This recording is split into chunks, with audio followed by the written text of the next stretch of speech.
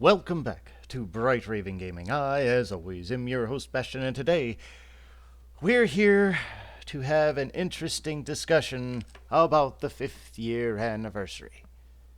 I have just a random game playing in the background, and since this is a DBD anniversary discussion, I figured I might as well put that back there. The discussion is simple. Who is the killer going to be? We know in this that we are going to get a survivor. We're absolutely sure about that, but we're not sure if we're going to get one or if we're going to get two. We're not sure as of yet whether it's one or two. I have my feelings it's probably going to be two. The reason for it, beginning in the trailer, when the potential Felix is hanging, you see a umbrella corporation charm drop on the ground. It drops in a bed of clovers. Clovers indicate that it is more than likely Leon S. Kennedy. And then with Matthew Cote being so kind as to give one of the most famous quotes from Claire Redfield. I would assume that those are the two survivors. We also know that there's going to be a killer. That is what the premise of this main point is going to be about. And lastly, we're probably around 90% sure it's going to get a map. Now, there will be spoilers ahead for Resident Evil 8, because that's going to be one of the main contingent of my discussion. I have some serious anyway, I have a problem with people thinking that the killer is going to be from Resident Evil 8. And if you're a Resident Evil fan like I am, I'm pretty sure if a Resident Evil 8 character came in to the DBD community, Resident Evil is going to be fairly annoyed. Any Resident Evil fan is going to be fairly annoyed about it anyway. Because in Resident Evil 8, Heisenberg is far more iconic and interesting as a character than even Lady Dimitrescu, let alone her daughters. And we're going to be looking back at a few other ideas to try and figure out how people came to the conclusion that they have now, why they have the conclusion they have now, and so on and so forth. Here's my prediction, and you guys can tell me in the comments below after the chapter comes out, all that kind of good stuff. If I'm right, wrong, whatever, that's fine. Here's what I think is going to happen at the 5th year anniversary, which in a few weeks we're going to know the answer to this. I think we're going to have two survivors. I think it's going to be Claire, and I think it's going to be Leon. Even though Chris is my favorite, I still think it's going to be Claire and Leon. After that, I do believe that we are definitely going to be having a map, and I think that map is more than likely going to be the mansion from Resident Evil 1. That's my assumption. I think it's going to be a half-in, half-outdoor map. And lastly, I think the killer is probably either going to be Mr. X or Nemesis. Now, the DBD devs have said before they don't always take from one game, right? So if they don't take from one game, the mansion, Leon and Claire, mansion's from 1, Leon and Claire's from 2, Nemesis is from 3. Give Nemesis a special skin for Mr. X. You have your entire thing covered, right? That seems like a solid bet. That would be the most convenient and easy to go route. It really would be. Now, they could always drop Birkin as the killer and Chris and Jill as the survivor, right? And then just give legendary skins for the other two. That is also a very big possibility because Birkin would be almost perfect for DBD. He's got his weapon already, the big pipe. He's very grotesque. He barely looks human. He really would work really well for DBD. Nemesis works really well too. So I just am not as big on Nemesis as I am Mr. X. Who I would really like to see, and I can't even remember his name. It is Salazar's priest that is from Resident Evil 4, because his transformation into the centipede-like guy is absolutely horrific, and it's amazing. It's absolutely phenomenal. He looks amazing. And I think that would be an absolutely fantastic killer to be chasing you in the fog. You guys can leave me a comment down below what you think. I don't think it's going to happen because he's too obscure, unless you're a serious fan of Resident Evil 4. I know you guys are out there. Come on, that was Leon's game. Come on now.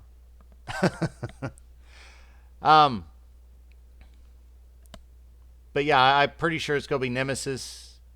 I'm going to say Leon and Claire, and I'm going to say the Mansion. They take from a few different games, boom, boom, boom, bring it on up, there you go. Mainly because this is the most iconic things. Now, people are saying, and they're not even saying it's Lady Dimitrescu that's going to be the new killer. They don't even think it's going to be Lady D, all right? They're thinking it's going to be one of Lady D's daughters. Really? Okay. All right. We'll get back to that. So if you were to let Lady D's daughters, one of them, be the killer, that's like saying somebody like Tofu or Hunk is the main survivor, right? Or one of the killers from Operation Raccoon City. All right, one of those fighters. That you're pulling so far out of the obscure character base. Now, Hunk, human unit, not killed. He should be the survivor, man. He should be. If there's not a legendary Hunk skin at some point, I'm going to be a little disappointed. Not going to lie. But there's not a lot of people who actually know who Hunk is. So, yeah, I mean, it's just one of those situations. Since they don't know who they are, they're not going to feel comfortable playing them. I understand that. And that's the same way for the killer. DBD, for every one of their licensed things that they have put out, has been iconic to whatever it has been in. For example, the Demogorgon. Everybody knows the Demogorgon from Stranger Things. They know the Demogorgon, right? They're not confused about it. They don't have a question about it. They don't ask, who is that? They like, okay, that's the Demogorgon. I know who that is. That's cool. I got this. No problem. And let's look back at some of the other, licensed killers that they brought in. Leatherface. Everybody knows who Leatherface is. Michael Myers. Everybody knows who Michael Myers is. Freddy. Everybody knows who Freddy is. Pyramid Head. Most people know who Pyramid Head is. Taking one of the daughters from Lady D's castle is like saying some other weird entity from Pyramid Head's realm is the killer, which I don't even know who that would be right offhand. So, color me, I confused. So, let's continue on. Now, the only one that you could say is not iconic to its source material would be Ghostface. Because Ghostface was just a dude who picked up a mask and started killing folk. That's all he was. That's all he is. So, he still has the iconic look, but he's not the iconic character. That's cool. But he has that iconic look. Everybody knows that's Ghostface. And for the most part, every one of the killers, licensed killers, is iconic in more than just one fashion, right? They have other things with them and around them. For example, Leatherface, tough as nails guy, hard to kill, so on and so forth, right? Freddy Krueger's a dream demon. All of these things are, and they're strong, they're powerful, they kill a lot of people, they're nasty. You get their kills. I mean, for goodness sake, Pyramid Head actually ripped the skin off of somebody in one of in one of the movies. He's terrifying, right? And here's some spoilers to Resident Evil 8. If you don't want to hear spoilers, cut it off now. The daughters of Resident oh, excuse me. The daughters of Resident Evil 8 are really nothing in the story. They are only in the first quarter of the thing. They're only in the first quarter of the game. And they go out like absolute punks. All three of them. Just no problem. And here's the thing. In the lore, it would not make sense to have them in the game either. Because in the lore, their weakness is cold. So you put these ladies on Mount Ormond, that's it, man. They done. They just died, all right? They just died. That's no good, huh? Right? That's not good. So, what are we doing here? What are we thinking? And why did this theory even come about? What's the premise behind this theory? Where did this theory come from? What the theory came from is behavior being very clever. Okay. During the 3rd year anniversary, they put a very stylized blood dripping 3 on their banner to celebrate their 3rd year anniversary. And of course, everybody tried to jump on that as some clue. It kind of was. It was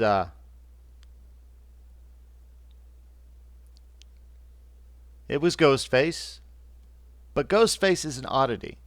Ghostface does not have a survivor or a map. He's an oddity. They got the permission for the mask, and that's what they kind of went with it. Cool, we'll take it. Now, behavior stepped up their game big time. I mean, big time. For 4th year. In so much that I believe that they were able to absolutely convince everybody that this was their norm now.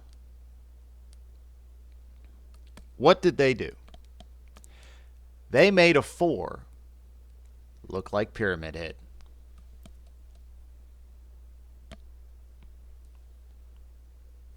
So now everybody is looking for clues in that banner. And lo and behold, you're going to find clues. If you look hard enough, you're going to find those clues. No matter how harebrained of a theory or how thin that theory is, you're going to find it. And what they find? They found the sickle.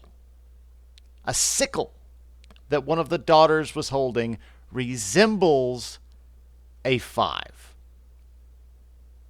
I don't know that it has actually officially ever been rendered out of those individual's hands, but only the blade portion looks like a 5. If you actually look at what a sickle looks like that would have a handle, the handle would not resemble a 5. It wouldn't. Sounds good. And also, why in the world? It just seems so bizarre to me, because behavior has to know 9 months before to start developing and creating a killer, right? They need 9 months to do that. It's like a baby. You got to wait those 9 months. You have to have the time to make all the animations and everything else. You have to. There's no question about it. 9 months ago, this was still in development from Resident Evil. Sure, they would have already had the characters there, But that would have given another company, Behavior, 9 months, right? They would have had it 9 months. And we did not get a single leak about Resident Evil Village. We did not get any ideas. You know, there was nothing that ever came out about it. So either Behavior is the best of all time about having no leaks whatsoever, which we know that's not true, or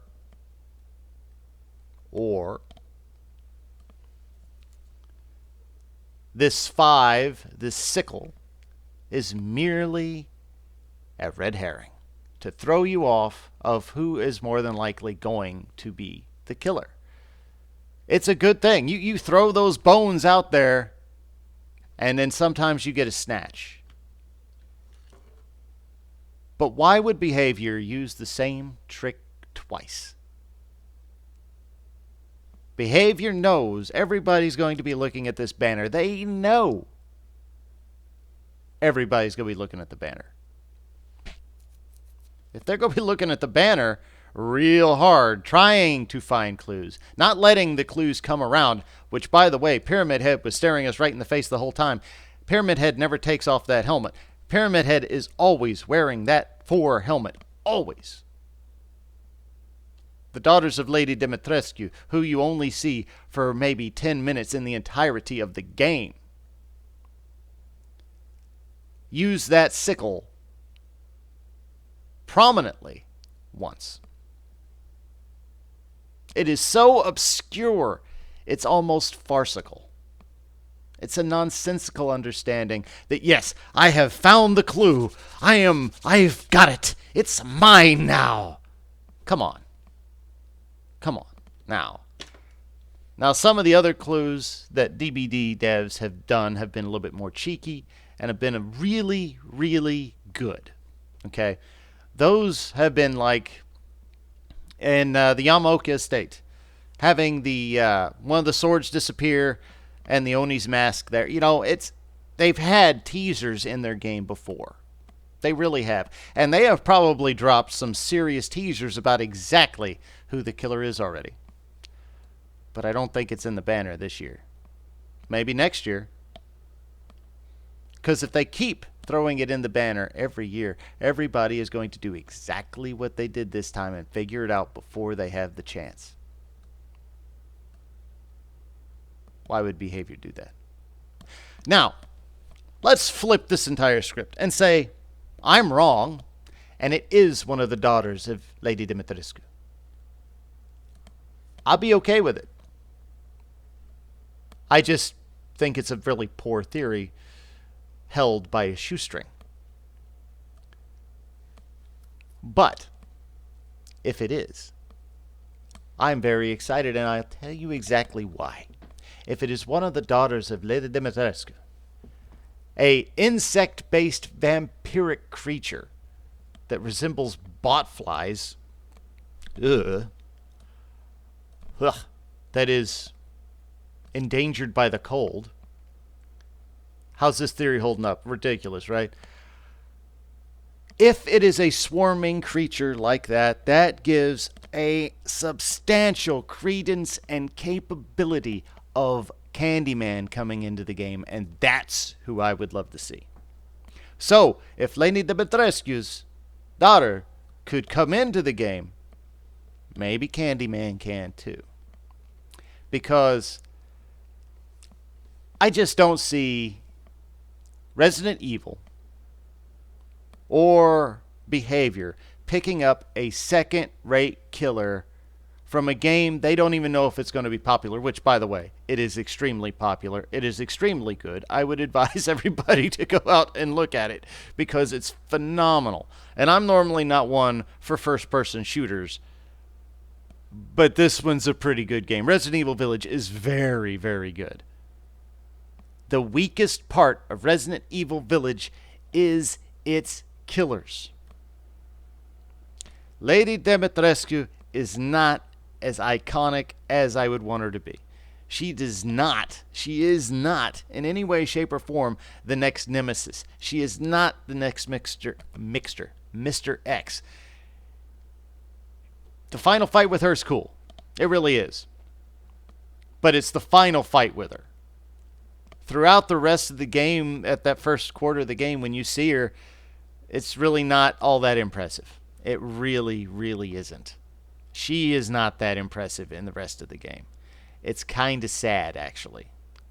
The puppeteer lady, she's cool. You could definitely make a killer out of her, and it would not be bad. She has some. There's definitely something there with her, I think. But again, she kind of goes out unceremoniously. Then you have the Fishman. The Fishman is not a good character for DBD at any point. That's just a no. That's just a big. That's a hard no there. And then Werewolf Magneto. Yeah, he's pretty cool. He's more Magneto than anything, but he's pretty cool. And he could definitely, Heisenberg could definitely be a killer in DBD. He would have some interesting mechanics. He would be the one that would be having the most interesting mechanics. But Lady Dimitrescu's daughters? Really? They are literally a fly on the wall. Okay?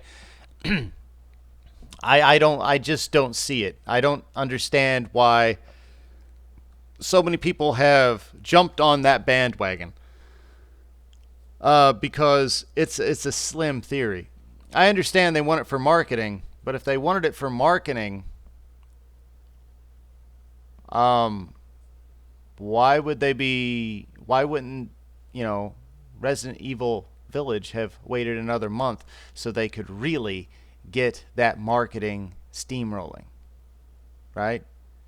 Instead, what they did was, we'll put it out a couple months, we'll let everybody completely play through the game, spoil the entirety of the thing, see if anybody likes it, and then on the off chance that they become a very, very impressive character, then we got lucky. What?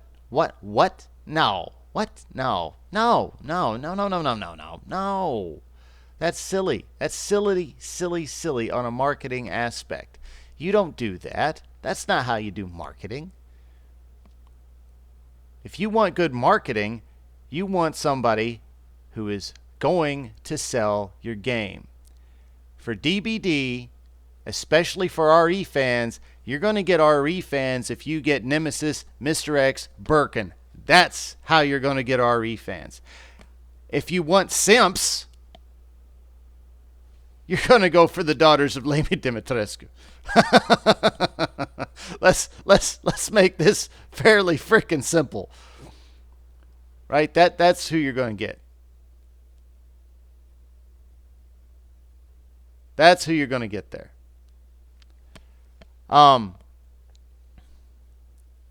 Because you're not going to get RE fans. RE fans are going to be disappointed with the daughters of Lady Dimitrescu. I know, because if we did, I would be disappointed. And I love the RE games. Now, oddly enough, my favorite RE game is actually Operation Raccoon City, because I really, really like the operatives. I think they're very interesting, and they make an interesting dynamic, and that's not even a good game. It's a really bad game, but I like the story on it. And I like the story on a lot of other Resident Evil games as well. RE2 and RE3, both the remakes, are absolutely phenomenal. RE8 is an amazing game. It's an amazing game. It is absolutely amazing. I have been watching quite a bit of it, and it's phenomenal. It's absolutely phenomenal. And the weakest character is not Lady D, but it is the daughters. The daughters have almost no character development. I'll put it this way: if DBD did the daughters independently of RE8 or an RE chapter, absolutely, that would be amazing. because that's how unimpressive they are as characters. They are so unimpressive as characters. They should be an independent thought away from anything considering a chapter from Resident Evil, because they don't fit really well.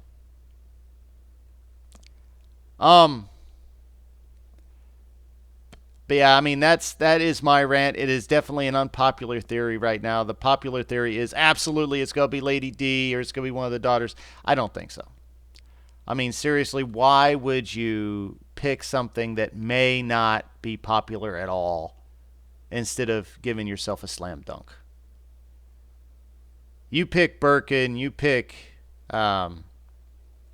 Nemesis, you pick Mr. X, you got yourself an absolute gold mine. You can write your own currency on those. The Daughters of Lady Dimitrescu? What? Who? Who are they? What are they? They're a bunch of flies that look like people. That's what they are. And they're really allergic to cold weather. Ooh, that's a scary killer. That's less scary to me than the Trickster. And the Trickster is actually one of my favorite killers, to be perfectly honest. But a wannabe vampire that's nothing more than a swarm of flies? Give me the fly swatter. I mean, come on. Now, popular theory or unpopular theory, that's it.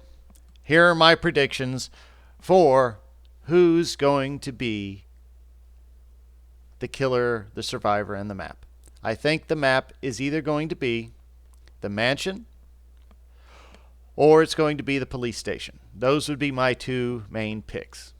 For survivors, I would say it's either going to be Leon and Claire, and I do believe they're going to be two. I believe it's going to be Leon and Claire, or Chris and Jill, with the others being legendary skins. That makes the most sense to me. That's going to be marketable. That's simple. And lastly, I think the killer is either going to be Nemesis, Mr. X, or Birkin. I'm really hoping for Birkin. He's the one I would like most, but he is also the one that is less popular out of those three, so I imagine it's probably going to be Nemesis.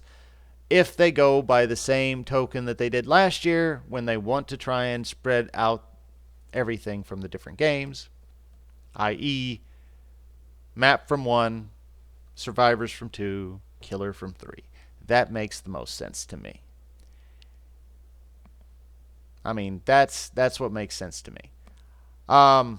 You guys can leave in the comments down below what your opinions are. I know I have an unpopular opinion, but I saw so many people jumping on this Lady Dimitrescu daughter bandwagon. I was like, okay, all right. I'm going to say something now. I have had enough. I am going to say words, and thus I have. Hopefully you guys have enjoyed this episode. This is not something I do very often, but I really wanted to get my opinion out there because I know it's not the popular opinion right now. But I think it's the correct opinion. Oh, that sounded stuck up. I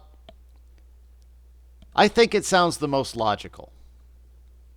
And one of the YouTubers was like, yeah, well, to a business sense, it makes more business sense if you get the new... No, it doesn't.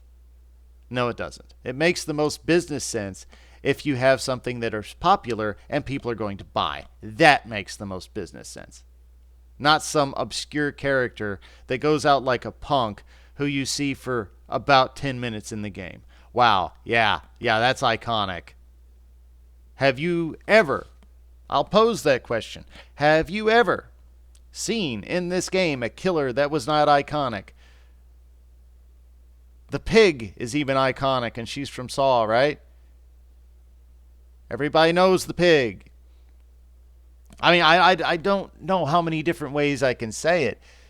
This would be the first time that Behavior ever did an entire 360 flip and said, yeah, we're going to pick the most obscure thing possible and give that to you instead of what you're wanting. Well, I don't think that's going to happen. But I could be wrong. Either way, hopefully you've enjoyed this. If you have, hit a like.